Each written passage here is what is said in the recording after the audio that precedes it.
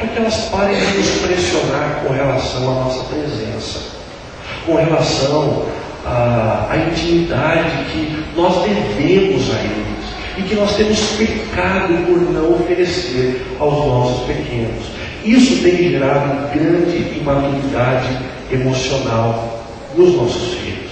Eles sabem muito a respeito de muitas coisas, mas eles sabem muito pouco a respeito de si mesmos, a respeito dos valores da família e a respeito dos seus próprios corações e da sua própria identidade.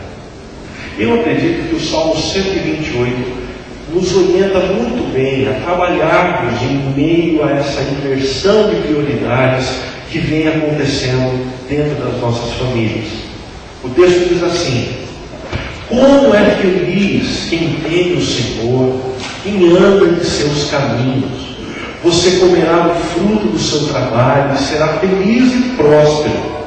Sua mulher será como a videira frutífera em sua casa, seus filhos serão como brotos de oliveira ao redor de sua mesa.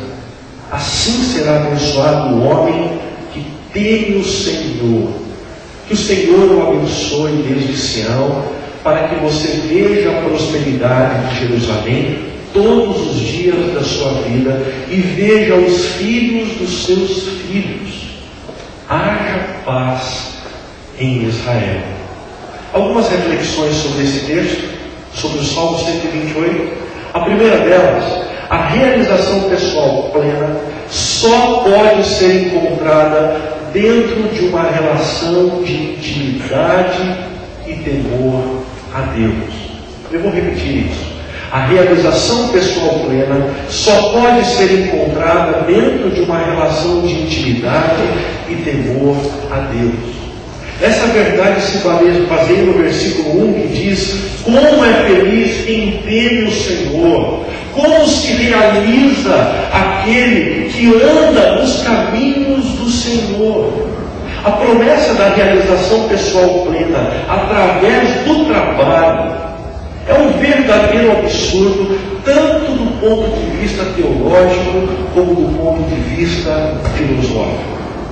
Primeiramente, do ponto de vista teológico, porque a Bíblia diz que assim que Deus nos criou, Ele colocou no nosso interior um senso de eternidade que funciona como uma espécie de vazio que só pode ser preenchido por algo extremamente amplo, por algo extremamente maravilhoso, tal como o próprio Deus.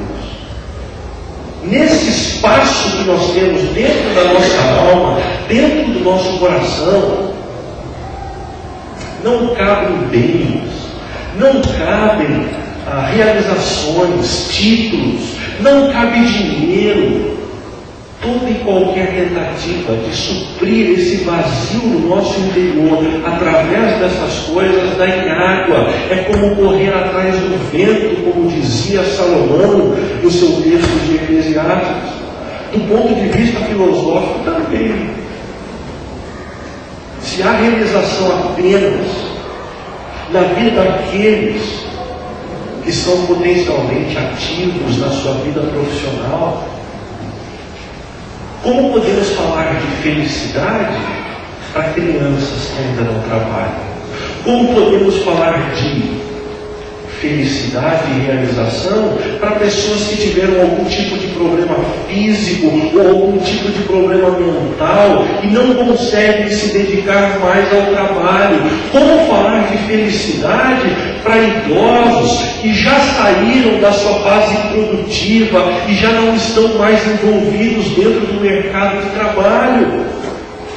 Restringir a felicidade como fruto de uma ação profissional, de um momento na vida onde se produz muito, é um absurdo, um grande absurdo.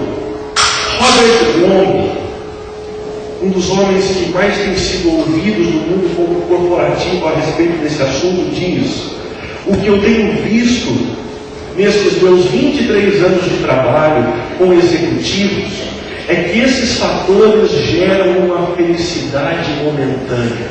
Robert Long fala aqui de dinheiro, Robert Long fala aqui de bens, Robert Long fala aqui de promoção dentro do ambiente profissional. Tudo isso gera uma satisfação, mas uma satisfação momentânea, passageira, efêmera, transitória.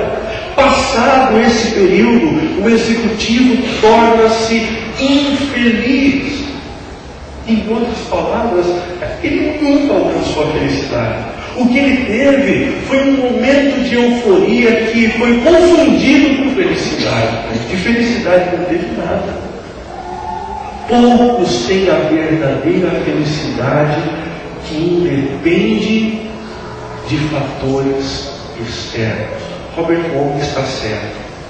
A verdadeira felicidade independe de fatores externos, justamente porque ela está ligada a algo muito mais amplo, a uma pessoa que deseja nos encontrar, que deseja ter um relacionamento conosco, o próprio Deus.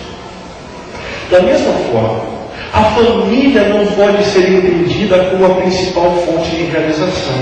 Porque existem pessoas que dizem, não, eu não tenho trabalho como a minha fonte de realização. Não tenho. Eu tenho a minha família. Isso também é um absurdo. Porque a família, na condição como nós a temos, ela também é transitória.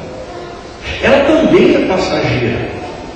Alguns de nós aqui já tivemos os nossos pais e nós já não os temos. Alguns aqui já tiveram um casamento e hoje já não tem mais. O que acontece quando nós depositamos a nossa realização ou depositamos a nossa felicidade na família? A felicidade se torna variável. Às vezes a gente a tem, às vezes a gente a sente, às vezes a gente a percebe.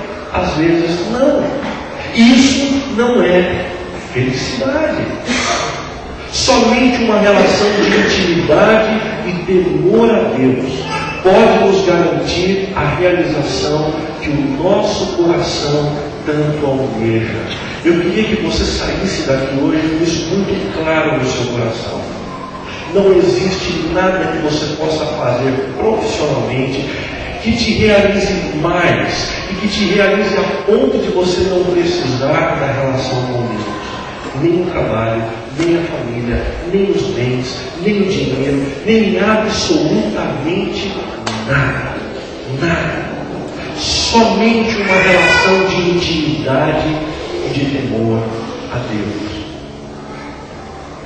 Talvez algumas pessoas possam dizer assim, mas Renato, eu já venho participando de uma igreja há alguns anos e eu não sinto essa realidade da qual você está falando agora. Eu não sinto essa plenitude de realização que você tanto afirma. Nós não estamos falando de participar de uma igreja.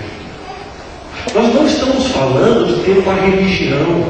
Nós estamos falando de ter um relacionamento de intimidade. É muito diferente. Algumas pessoas acabam confundindo a intimidade com Deus em ter uma religião, em fazer parte de um grupo religioso, em servir em algum tipo de ministério, uma igreja, em contribuir financeiramente. Tudo isso pode fazer parte da vida de alguém que tem intimidade com Deus, mas não substitui a intimidade com Deus que gera a realização dentro de nós.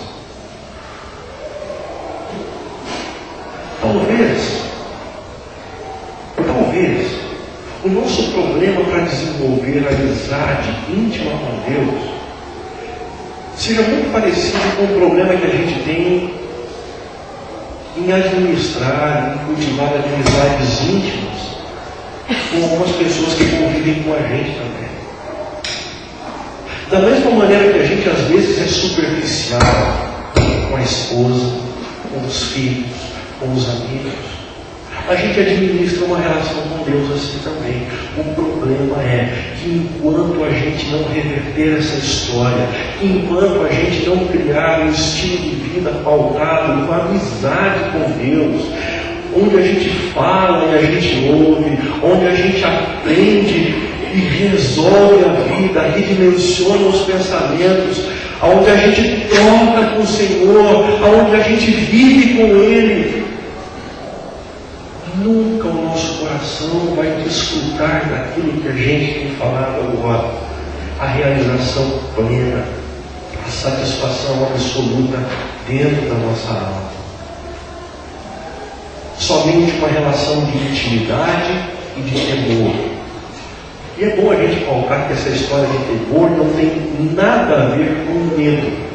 A Bíblia não nos incentiva a termos medo de Deus, porque não cabe essa ideia de viver em intimidade e com medo de uma pessoa de ser realizada. Não. Esse temor tem muito mais a ver com reverência. Com aquela consciência que a gente tem diante de uma situação de que Deus não deseja que a gente vá para a esquerda, Deus deseja que a gente vá para a direita. Então a gente diz: Deus, isso vai ser difícil para mim, isso vai ser complicado para mim, mas eu vou para a direção que o Senhor deseja. Reverência. Pessoas que vivem em intimidade e temor a Deus desfrutam de realização, desfrutam da felicidade que o coração tanto almeja ter.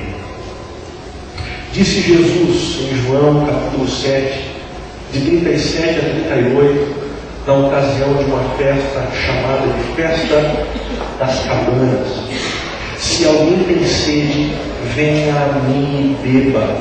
Quem crer em mim, como diz a Escritura, do seu interior fluirão rios de água viva. Em outras palavras, você não apenas vai se satisfazer com aquilo que Jesus pode te oferecer, como você também vai se tornar fonte, como você também vai acrescentar as pessoas que convivem com você no trabalho, na universidade, na vizinhança, no condomínio.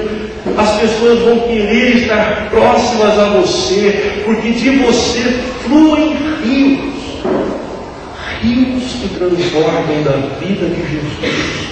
Um segundo apontamento importante sobre o texto do Salmo 128 é que a dedicação ao trabalho só pode fazer sentido se motivada por um propósito mais nobre e mais abrangente, mas como um meio para a obtenção dos recursos, um meio para a obtenção do meu sustento. Esse é o objetivo do trabalho. Deus nos capacitou com dons e com habilidades para que a gente adentrasse no mercado do trabalho, a fim de extrair dele o nosso sustento, fazer do trabalho o fim de todas as coisas. Não resolve o vazio existencial que muitos de nós sentimos. Quando invertemos essa ordem e passamos a viver para o trabalho, ele deixa de ser uma bênção para tornar-se um ídolo. Existem algumas pessoas com quem a gente conversa, sentado num restaurante, que só conseguem falar dos objetivos e dos sonhos profissionais. Você vai comer uma pizza com um sujeito no final de semana e ele só fala a respeito disso.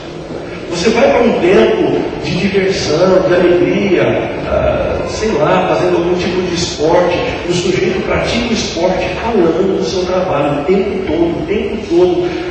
Não, isso não é amor pelo trabalho, isso é idolatria pelo trabalho. Acabaram inclusive demandando do conteúdo do seu trabalho para construírem a sua identidade. Elas só conseguem se estabelecer próximas às outras pessoas quando são chamadas de doutores, quando são chamadas e reconhecidas por seus títulos, quando são lembradas de que estão diante de alguém que é dono disso ou dono daquilo. Bobagem. Uma grande bobagem. Extrair o conteúdo da nossa identidade, daquilo que nós fazemos no trabalho,